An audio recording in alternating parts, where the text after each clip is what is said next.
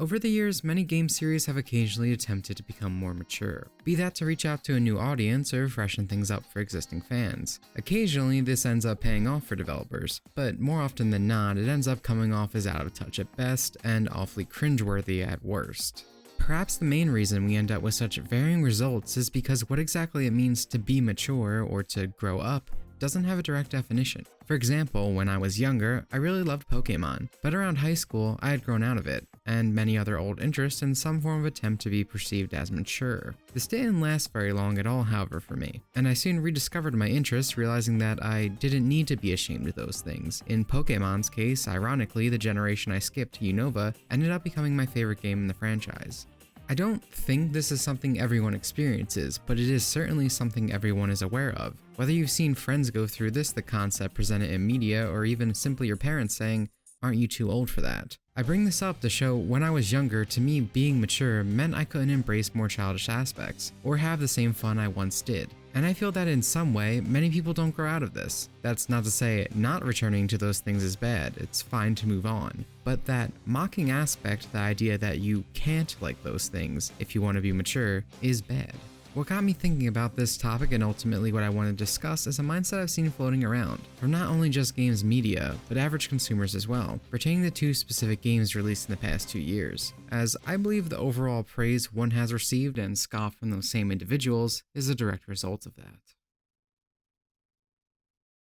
The first of those games is God of War. Now, before we continue, I want to make it clear I do not think God of War is a bad game, and even if you think it's a great game, I'm not aiming to convince you otherwise. It does generally succeed at bringing in a new audience, as I mentioned earlier, but I also think it's squandered a lot of potential to be something greater and to be more unique than the mediocre product I see it to be. The reason I say this is the most interesting aspect to me, and I'm sure many others who played God of War 2018, was finding out how Kratos got to this point B in his character development. I think it's 100% plausible for this development to occur naturally, and could have really used more of the story presented previously to get us there. But that never happens. New God of War could have been any game. It feels like they just ripped off all of the industry trends that were popular, from the way the combat was changed, the type of weapon primary used, the sad dad story, and in general, the way the story is presented to the player mechanically, with these long unskippable walking sections where expository dialogue is played. Something that makes repeat playthroughs a chore, I might add.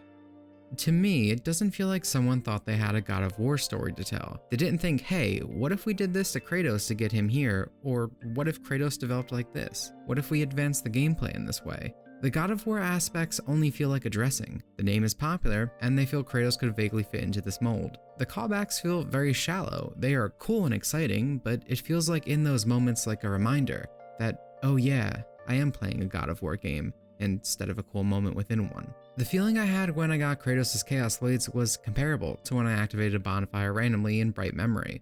It felt like a reference to something else.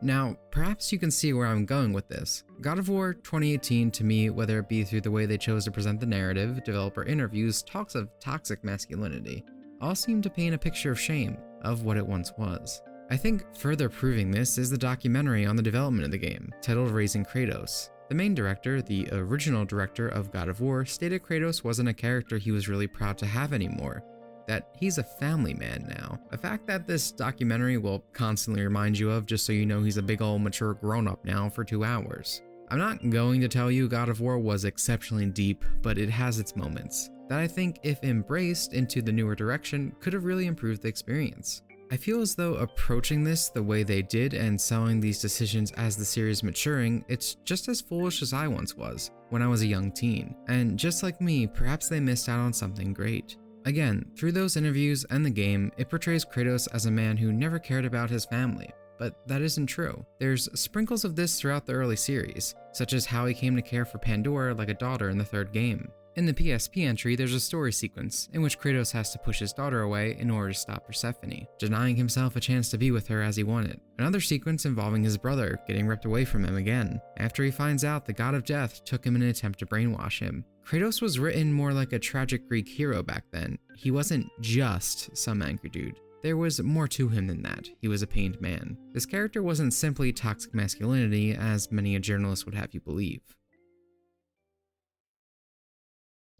I do think there's a point to be made about ludonarrative dissonance, which for those who don't know, this is when a character's actions and gameplay don't necessarily add up with the actions told through cutscenes. For example, yes, Kratos takes care of Pandora, yet he was the one who killed her father in the first place. Or sequences in the game where Kratos ruthlessly slaughters innocents. You could possibly argue he was broken from losing everything, thus leading to this disconnect. While I do not think that was intentional, you could explore that more, tying that conflict to how he ended up in God of War 2018.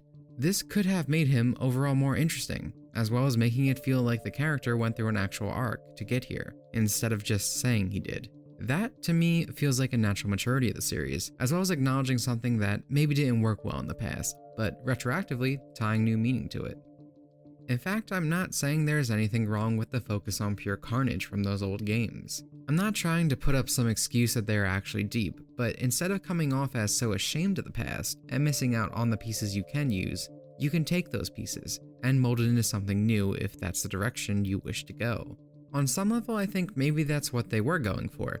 Again, going back to getting the Chaos Blades, it definitely feels like that moment that you have to accept the past. But repeating myself here, it feels so shallow. You get the Chaos Blades, you embrace that you are Kratos, I guess, but nothing more. Hey, it's your old weapon, you locked it away, you're shamed for being a mass murderer, but I think it's fair to want more than that. Which leads me to another game, and that's Devil May Cry 5. DMC5 is by no means a game trying to sell itself on maturity, but that's kind of the point. After the series took a long break, it didn't come back trying to change itself into what the current industry saw as cool, or what trends were popular. Devil May Cry 5 completely embraces what it used to be and what it is. In fact, that's exactly where its maturity comes from. The series, as we all know at this point, did try this kind of route in the past, when Ninja Theory took the helm. The developers were notorious for saying things like, the classic Dante, he was just some gay cowboy. Our Dante is the cool one. The game mocks the old lore on occasion. Not in a million years. I'm sure at this point you've heard it all a million times. Now, while clearly God of War does not actively mock its past self, and was much more tactful, both of these products in some form clearly show shame for what once was, and that's not the only thing they have in common. Critics praised DMC Devil May Cry as the best game to come out of the series, as a mature storytelling experience. Some even touted its writing as Shakespearean, entirely because it decided to tell a story with some surface-level political themes.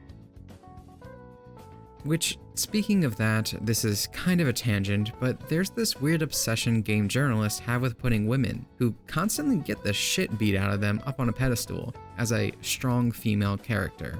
Like I've seen Lady from the original DMC series be put down for being too sexual in appearance despite being a genuinely strong character in terms of her arc throughout DMC3.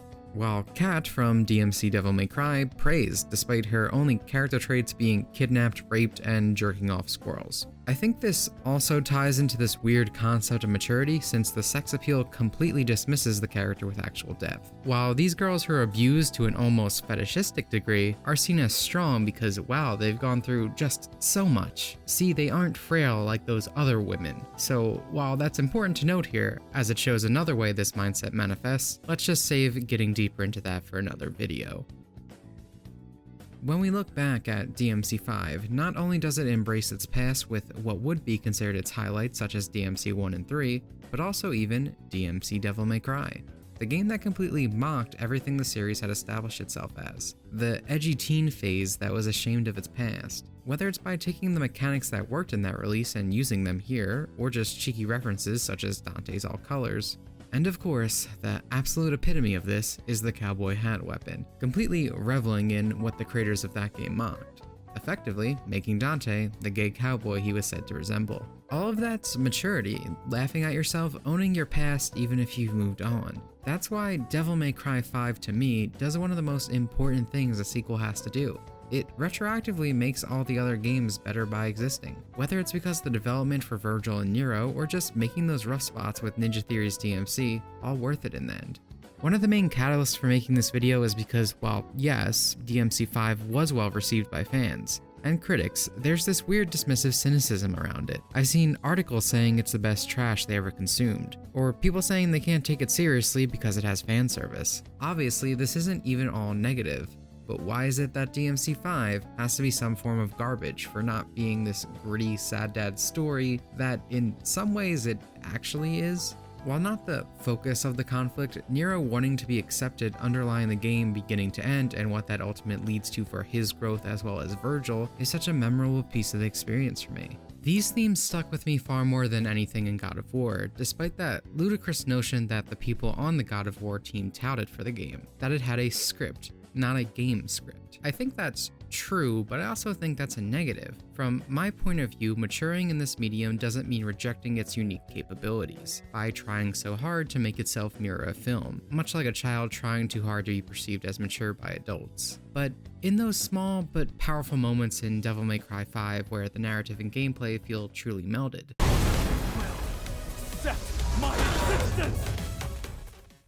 The ending sequence in both Nier and Nier Automata are some of my favorite examples of this. You can tell your story in a unique way through games, which is the thing here. DMC5 and the series as a whole I find to be a mature story, but it's completely dismissed because it gets wacky in Japanese sometimes. Well, I think it's fine to not like those things. My biggest issue comes from this and similar situations, where I do see people praising the game, then pivoting into saying, oh, it's just fun trash, nothing else. There's something very disingenuous and annoying about how these people seem unable to just unironically enjoy games like this, without having to tack on a disclaimer that it's still garbage, because there's a lady with big breasts or because the game's not afraid to have some fun in its story. They're also terribly afraid of being judged by their peers for simply having fun with the game. People with sticks so far up their own asses that they stick back out through their noses. Lastly, Devil May Cry, the series I'm praising here, certainly had its fair share of bumps, a lot less successful ones at that. The point here was never that God of War was a bad game, as I said, but in pointing to this perception seemingly popular in the industry that is holding it back. I've talked about it before, but because this industry is comparatively young, sometimes it feels like it's chasing acceptance, to be seen as a serious, mature medium. But as I expressed through this video, trying so hard to be mature isn't maturity. You don't have to like or embrace every aspect of who you were. However, sometimes looking back, you might find something you like, or maybe you do still like it all, and there's nothing wrong with that. So when we get that inevitable God of War 2018 2, I'm just hoping maybe it looks to the past a bit more. I don't think there's anything wrong with this mysterious angle, but if you're going to use this brand and continue Kratos' journey specifically, maybe make me feel like there was a reason it needed to be him.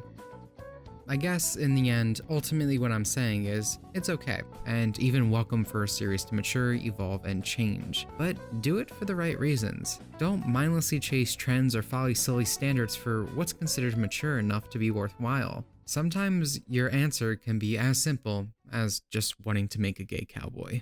Yeah! Whoa! Yeah! I'll take that.